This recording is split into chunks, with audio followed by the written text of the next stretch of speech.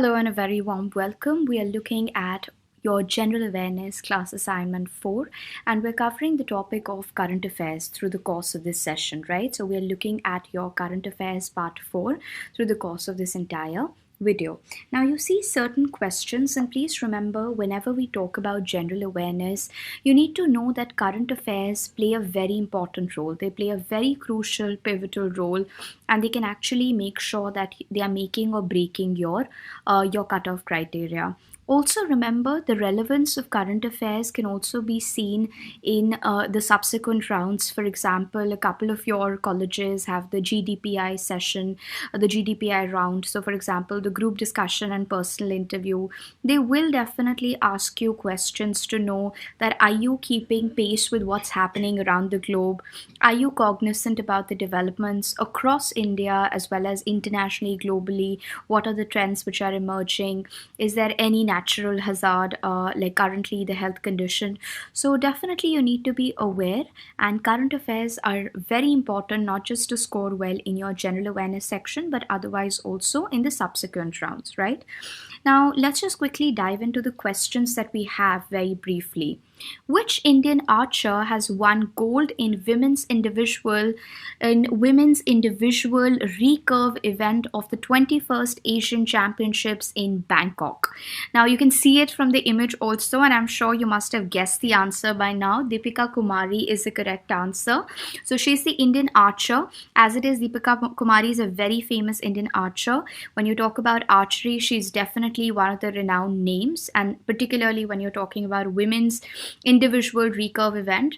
So here in the Asian Championships in Bangkok, Deepika Kumari won the gold medal, right?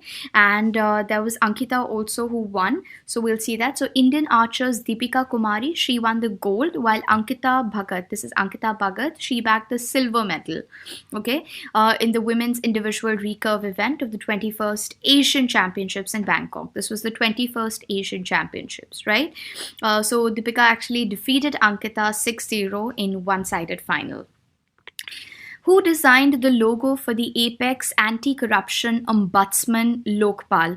Now, a couple of things that you need to be very clear. What do I mean by the word ombudsman? Ombudsman is a party that is helping you with your grievances. For example, if there's any sort of corruption that I have faced, any other grievance that I've faced, I can actually go to the ombudsman. We've got the banking ombudsman also. So who has designed the logo for the Apex Anti-Corruption Ombudsman Lokpal? Now the correct answer here is Prashant Mishra. He's a person from Prayagraj, and he was the one who designed the logo. Okay. Now please remember, the motto of Lokpal was designed by the committee itself. Okay. Lokpal, as you know, Lok is people, and Pal is a person who's protecting, and ombudsman is a person whom you can go to if you have any grievances such as corruption, if there are any problems that you're facing. So here the correct answer is Prashant Mishra. He has designed the logo for the Apex Anti-Corruption Ombudsman Lokpal. This is the Apex Anti-Corruption Ombudsman Lokpal. Okay, that's how the symbol looks like on your screen. The Anti-Corruption Ombudsman Lokpal, it's got its logo and motto finally. Logo Prashant Mishra has given. And motto has been developed by the committee members only. Okay. So the chairman of the Lokpal, this is also an important question. Who is the chairman of the Lokpal? It's Justice Pinaki Chandra Ghosh, which is the correct answer. And the motto of the Lokpal is, please don't be greedy for anyone's wealth. Do not be greedy for anyone's wealth. Okay. And Prashant Mishra is from Prayagraj, Uttar Pradesh. His logo was selected for the Lokpal. Okay. Lok means people and Pal means a caretaker. The caretaker of people is a Lokpal, right? And the motto, of course, like we've said, do not be greedy for anyone's wealth. That's the motto of Lokpal, which is your anti-corruption ombudsman. So here you can even see that the symbol is showing that, you know, the Lok being taken care by the Pal, the caretaker. That's what the symbol is symbolizing. If you see the symbol over here, the Lokpal is taking care of the people, and there are colors of the Indian flag, saffron, white and green also. coming into picture. Like I said, ombudsman is an official, it's a proper official who or the organization which is appointed to investigate individuals' complaints against a company or organization. You've got banking ombudsman also, who investigate complaints of individuals against the banking sector. So ombudsman is basically an authority which is helping you with your grievances, helping you with your complaints, helping you with your problems. Okay, so this is an officially appointed committee for investigating complaints. Which state government has decided to launch Project Shakti to alert the public about crimes? Okay, this is Shakti. This is SHAKTI. There's a typo error here. It's not IT. Shakti. This is Shakti. So here the Madhya Pradesh government in December 2019, at that time you didn't have the reshuffle taking place in the cabinet, right? So you need to remember that also. The Madhya Pradesh government, it became the second government to launch a proper facility, an SMS facility called Shakti, to make sure that there's a decrease in the number of crime, particularly against women and children. So Madhya Pradesh Madhya Pradesh state government has decided to launch Project Shakti to alert the public about crimes. So Madhya Pradesh will become the second state in the country to launch a crime alert mobile app. This is a crime alert mobile app, right? So this will ensure that people who are committing the crimes are easily caught immediately, right? This is the Shakti alert. So for example, if you are in danger, you can immediately just put a button on the Shakti app and automatically someone would be connected, or someone will at least find your last location. So this will expedite the process of the crime being either completely eliminated, or at least the criminals being found earlier. So the MP government has launched the SMS alerts about crimes to aid the public security. Section 377, which has been recently decriminalized, came into force in which year? Now here, this particular, when we talk about Section 377, on 6th September 2018, there was a landmark bill. And when we talk about Section 377, which was prohibiting gay sex, this was something that was started in 1861. It was started in 1861. So Section 377, which has been recently decriminalized, came into force in 1861. Sorry, it came into force in 1861. So on 6th September 2018, the Supreme Court of India, they have completely decriminalized Section 377, but in some cases they have kept 377, and we'll discuss in which all cases. According to the Indian Penal Code, the IPC, they have decriminalized homosexuality completely, right? Deepak Mishra was the Chief Justice of India, and they've scrapped this 156-year-old colonial era law which was banning gay sex and which was making it punishable. There was a proper punishment for 10 years being imposed. So this was a law which was as old as 1861. Okay, so you can remember that this law 377, this was there in 1861. So 377 article was there in 1861 and it was scrapped finally. The government of India has proposed to merge which of the following banks to create India's third largest lender? Now, this is a very important development. Mostly in your group discussions also you can get it. Later when we'll do our revision, this will definitely be a part of it in detail. Now, when you talk about the government of India has proposed to merge with, you have your BOB, Bank of Baroda, you've got your Dena Bank, you've got your Vijaya Bank. So actually none of these is the correct answer. Option 4, none of these is the correct answer, because the government of India has proposed that they will be merging 3 banks: Vijaya Bank, Dena Bank, and Bank of Baroda. BOB. BOB is standing for Bank of Baroda. Okay, so Bank of Baroda, Vijaya Bank, and Dena Bank. These 3 will be merged, right, to create India's third largest lender. Okay, so at that particular point in time, the panel was headed by the finance minister, who was looking at the merger. Now, of course, he is no more there, but you can remember that the government of India had proposed to merge your Bank of Baroda, Dena Bank, and Vijaya Bank to create the third largest, to create one of the India's third largest lenders when we are talking about public sector banking. Which tech giant has launched K-12 education transformation framework to facilitate digital transformation of schools in India? Microsoft has always been at the forefront of such initiatives, right? So you need to remember here Microsoft becomes the correct answer. Microsoft is the tech giant that has launched the K-12 education transformation framework to facilitate digital transformation of schools in India. Right, so they have launched the K-12 education transformation to ensure that India safely transforms into a proper digital transformed school market, right? So here you can see the elaborate answer also. Microsoft has launched its K-12 education transformation process. So earlier we have the old schools, and now to completely transform them into digital laboratories or digital schools, right? It is focusing on 4 pillars: leadership and policy, modern teaching and learning, intelligent environments, and technology blueprint, right? And this is already there in a couple of schools already, right, across the globe. And now, of course, they will be replicating it here in India. Which state government has launched the Egana app for sugarcane farmers?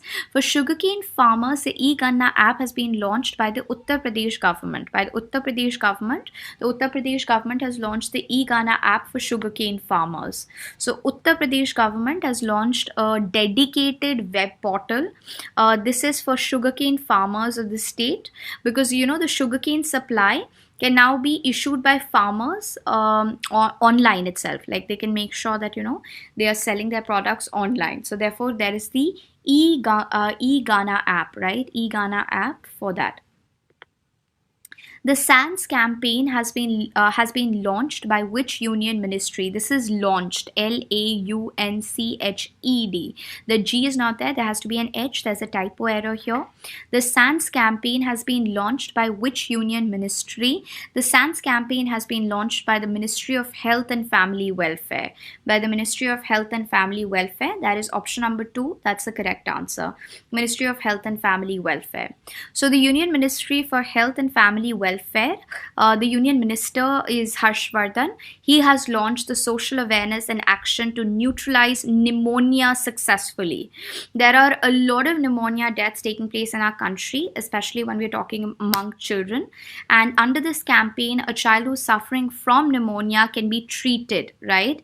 And there's this proper antibiotic drug called amoxicillin, which will be given by ASHA workers. So here, very important when you talk about the social awareness and action to neutralize pneumonia successfully. SANS is standing for social awareness and action to neutralize. Social awareness and action to neutralize pneumonia successfully. Right? So this particular SANS campaign, know the full form. This campaign, the SANS campaign has been launched by the Ministry of Health and Family Welfare, and the Union Minister for Health and Family Welfare is Harshvardhan. Okay, so do remember, it's just to control the pneumonia deaths that are taking place in our country. So this campaign will ensure that children are pneumonia free at any cost, right? So SANS, social awareness and action to neutralize pneumonia successfully. So the Union Ministry of Health and Family Welfare, that is your MOHFW, they have launched the SANS campaign. All right. This will definitely try to impact the child mortality rate due to pneumonia. Harshvardhan is important. Union Ministry for Health and Family Welfare is important. Social awareness and action to neutralize pneumonia successfully, SANS full form, is important. These are the 3 things that you must remember. Which country has recently approved the world's first drug for Alzheimer's disease, GV971? Now, China is the country. Please remember, whenever we talk about brain cells, right? Brain is a part of the organ where you have irreversible changes because the cells cannot renew themselves. So Alzheimer is such a disease that really impairs the brain and the functioning of the brain, and you actually cannot even remember the most basic functions. So China has taken an initiative. So China is a country which has approved the world's first drug for Alzheimer's disease, GV971. So China is the correct answer here. Alzheimer's is a disease that's harming your brain. It's literally having irreversible brain injury damages. So China is the one who's intervened. So China's National Medical Products Administration, that is NMPA, they have approved your Oligomanate. Oligomanate is GV971. This is the new drug for the treatment of mild to moderate Alzheimer disease, AD. So when you talk about Alzheimer disease, this is of course a disease that's literally having irreversible brain disorder that's slowly, literally taking away your memory, your ability to think, your capability to carry out simple tasks. So China is the country that has approved the world's first drug for Alzheimer's disease, GV971. Which Indian personality has been conferred 2019 ABLF Global Asian Award? What is the ABLF Global Asian Award? This is the Asia Business Leadership Award. This is the Asia Business Leadership Award. And as you can see over here in the image, this has been awarded to Kumar Mangalam Birla. So Kumar Mangalam Birla is a personality who has been conferred the 2019 Asia Business Leadership Award. Asia Business Leadership Award. So Kumar Mangalam Birla, who's a chairman of Aditya Birla Group, he was conferred the Asia Business Leadership Global Award, right? For this was for powerful individuals whose business footprint and commitment to excellence has been commended. So Kumar Mangalam Birla is a chairman of Aditya Birla Group. He has received the Asia Business Leadership Award. So this was there in United Arab Emirates. And here you can remember that Kumar Mangalam Birla is the correct answer. Which city was the venue for the first ever Global Aviation Summit? The first ever Global Aviation Summit took place in Mumbai. This was in Mumbai. The GAS 2019. Just remember this. This is important. The GAS 2019 was in Mumbai. Okay, so remember the Civil Aviation Minister Suresh Prabhu, he inaugurated your GAS 2019 in Mumbai. Suresh Prabhu, who's a Civil Aviation Minister, he inaugurated your GAS 2019. Alright, so when you talk about the GAS 2019, that's a Global Aviation Summit 2019. This was held in Mumbai and this was the first of its kind. Okay. Who is the head of SEBI, Securities Exchange Board of India? Who is the head of SEBI committee to link research to policy making? Shankar Dey is the correct answer. He's the head of SEBI committee to link research to policy making. So in order to strengthen research functioning and making sure that there is a link to policy making, right? You've got the Research Advisor Committee headed by Dr. Shankar Dey, right? So the Securities and Exchange Board of India, they've recently constituted a Research Advisory Committee so that, their research function can be strengthened. This will be headed by Dr. Shankar Dey. Right, the RAC will be headed by Research Advisory Committee. RAC will be headed by Shankar Dey. So that whatever research you're conducting and there's a policy being made that should actually impact people, right? So, so basically to link research to policy making, Shankar Dey has been appointed as the head for the Research Advisory Committee of SEBI. So here we've looked at important questions, right? Current affairs are important. Here you saw some different questions which were based on initiatives, which were based on sports, which were based on government schemes. So schemes and all will always be important. That's how you've got this magazine issued by the government, Yojana, which is so important. Because, Yojana is telling you about important schemes of the government. So they're definitely important. And you need to keep all these things in mind. If in case there are any doubts in today's session, please do let us know. Otherwise, do revise this and make sure that you're aware about each and every point. Thank you so much.